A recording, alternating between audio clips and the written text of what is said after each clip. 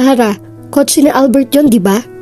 Napalingon si Ara sa itinuturo ni Lorraine kung nasaan daw ang kotse ni Albert. Nakasakay sila sa taxi at dahil traffic ay nakahinto iyon. Isang itim na BMW ang nakita niya sa unahan nila. Ganon nga ang kotse ni Albert. Pero ilan bang may ganoong modelo ng sasakyan? Sinilip niya ang plaka niyon. Medyo naalala pa niya ang plate number ng sasakyan nito. Nagsisimula sa P at natatapos sa 9. Nahigit niya ang kanyang hininga dahil sa ganon din nagsisimula at nagtatapos ang plaka ng kotse na nasa harap nila. Di ba sa kanya yun? Akala ko ba busy ang fafa mo? Napalunok siya. Hindi niya alam ang isasagot kay Lorraine. Ang sabi niya kasi may aasikasuhin siya. Uy, kinakabahan siya. Panunokso nito na sinamahan pa ng kurot sa tigiliran. Friend, baka naman may imimit lang yan. Anong malay natin? Baka may interviewin siya para sa article na isusulat niya, hindi ba?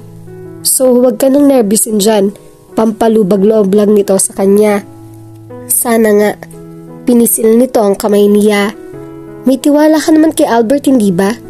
Tumango siya. Ginantihan niya ang pisil ng kamay nito sa kamay pa rin niya.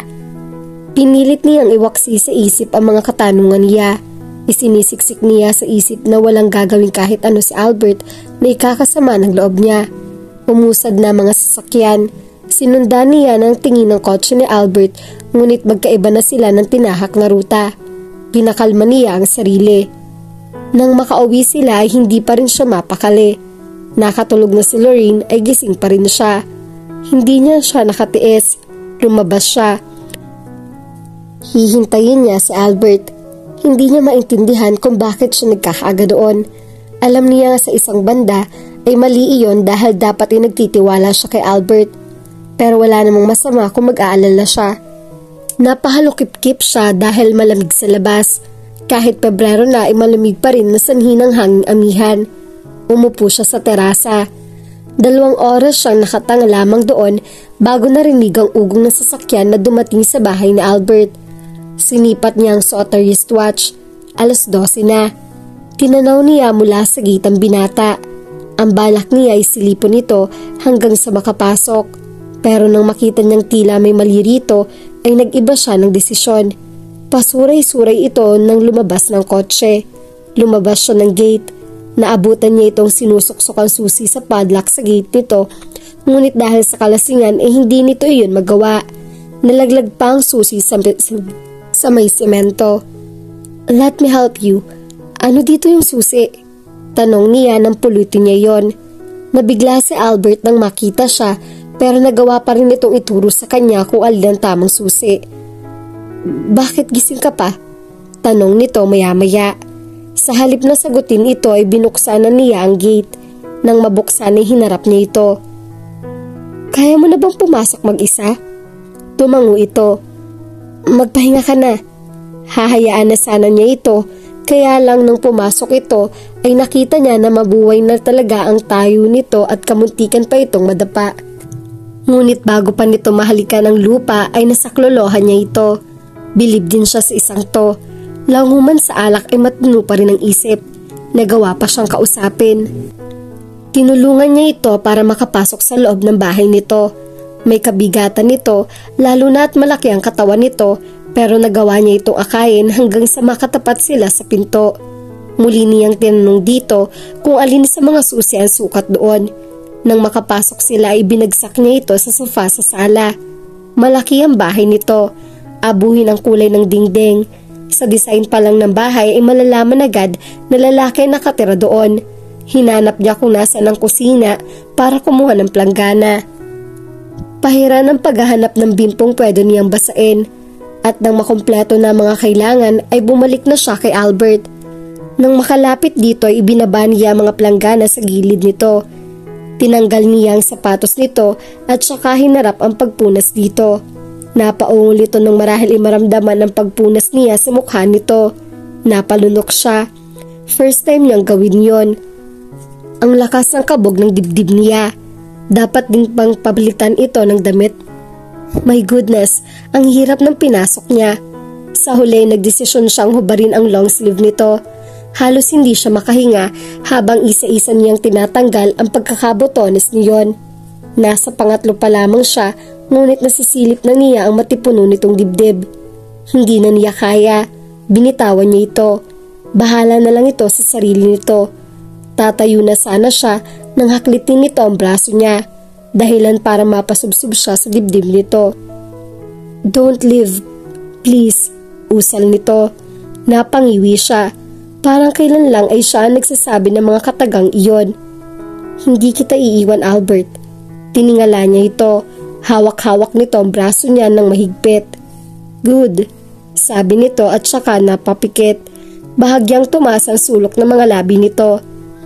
"Ara, hindi ko alam ang gagawin ko kapag nawala ka sa akin. Mahal na mahal kita." Pinilit nitong imulat ang mga mata. Hinaplos nito ang pisngi niya. "Maniwala kang mahal na mahal kita." Tumango siya. "Of course I do. Mahal na mahal din kita." He pulled her towards him and then he claimed her lips. Nalasahan niya ang alak na ininom nito pero hindi niya ininda iyon. Ginantihan niya ng intensidad ng halik nito. Kung tutuusin nga, his kiss tasted much sweeter. Lumalalim ang halik niyon hanggang sa maramdaman niya ang malikot na kamay nito sa katawan niya. Napaigtad siya nang maglakbay ang isang kamay nito sa loob ng blusa niya. Hindi na siya makapag-isip. Wala na siyang pakialam kung ang kininman siya ni Albert ng oras na iyon. Mahal niya ito at nakahanda siyang ibigay ang sarili rito ng buong buo. Namalaya niyang nasa sahig na sila. Kung paano nangyari iyon ay hindi niya alam. Ang tanging nararamdaman niya ay ang init ng kiliting hatid ng bawat haplos ni Albert. Hindi na rin niya alam kung sino naghubad ng damit ng sino. Heck, she didn't mind making love to him on the floor.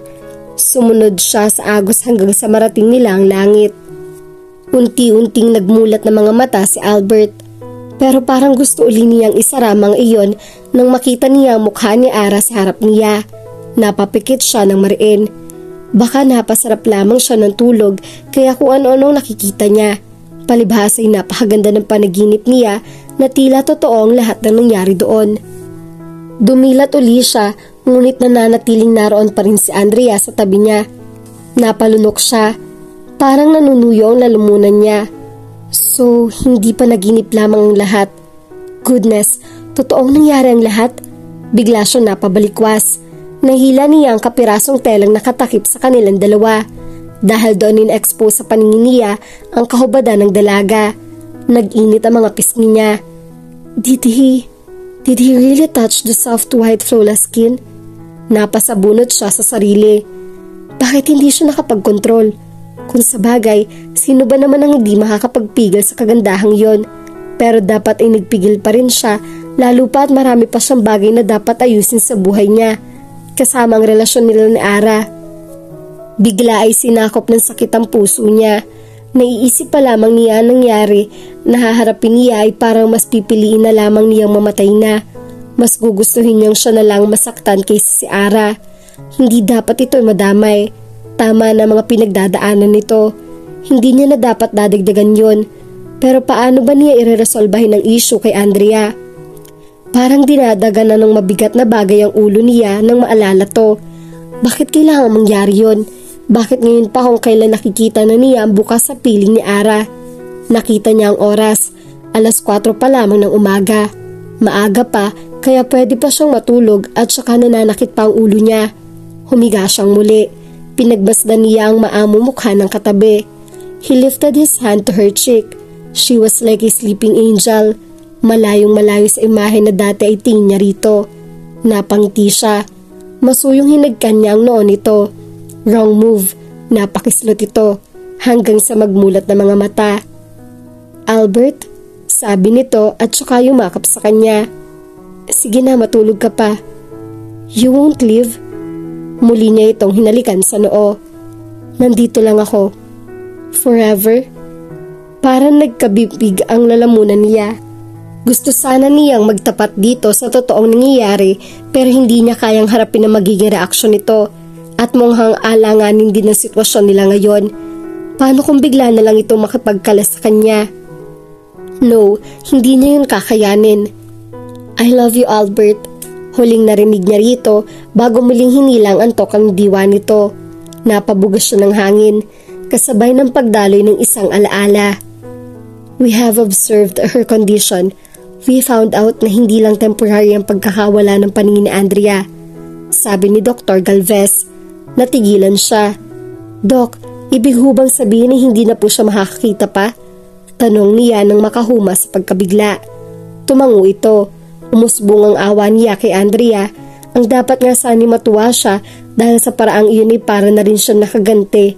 Nagawa nitong tumingin sa ibang lalaki kaya siguro nawalan nito ng paningin. Pero hindi ganun ang naramdaman niya. Naaawa siya rito. Gusto na rin sana niyang patawarin dahil wala nang lugar ang galit sa puso niya. Nawala na iyon mula nang mahalin niya si Ara. Tumingin siya kay doktora. Is this a hopeless case, Doc? What I mean is, wala na bang ibang paraan para makakita uli siya? That's a good question, Mr. Benitez. Mayroon pang tsansa para makakita si Andrea. It is through cornea transplant. Kailangan lang natin makahanap na magiging eye donor niya. Pero hindi ko masisiguro sa'yo na pagkatapos ng operation ay makakita na uli siya. Depende pa rin kasi iyon dahil makikibagay ang mga mata ng donor sa kanya. Pero gusto ko lang malaman mo na bihira lang yung mga pasyenteng hindi nagiging maayos after the operation dahil most of the patients na nag-undergo sa ganitong operation ay nagiging successful. Bumaling siya sa ina ni Andrea na tahimik na nakikinig sa isang tabi. Umiiyak ito. Sino ba namang inang matutuwa sa sitwasyong iyon ng anak? Doc, ibig pong sabihin ay pwede na siyang ma-discharge? Naisagawa na namin ang lahat ng test sa kanya, kaya may ilabas niyo na siya. But Mr. Benitez, let me know if you have already made your decision.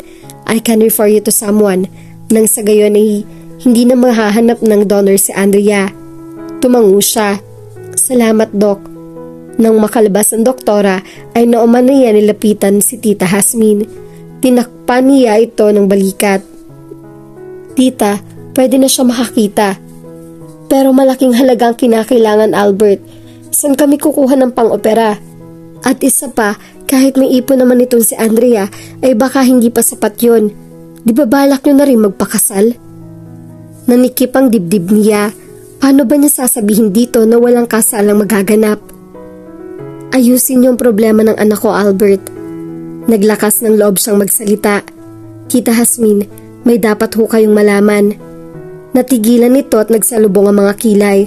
Humugot siya ng hininga. Dapat na niyang sabihin dito ang totoo.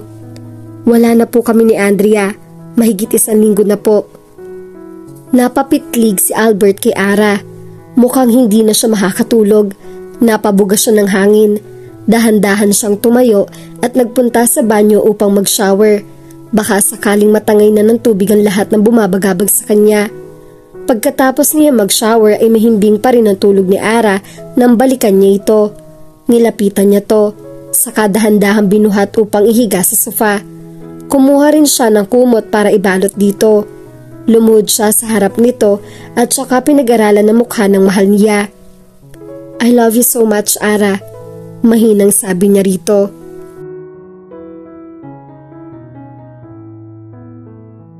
At dito na po nagtatapos ang part 14 ng ating kwento. Sabay-sabay po nating abangan ang susunod pang mga kabanata.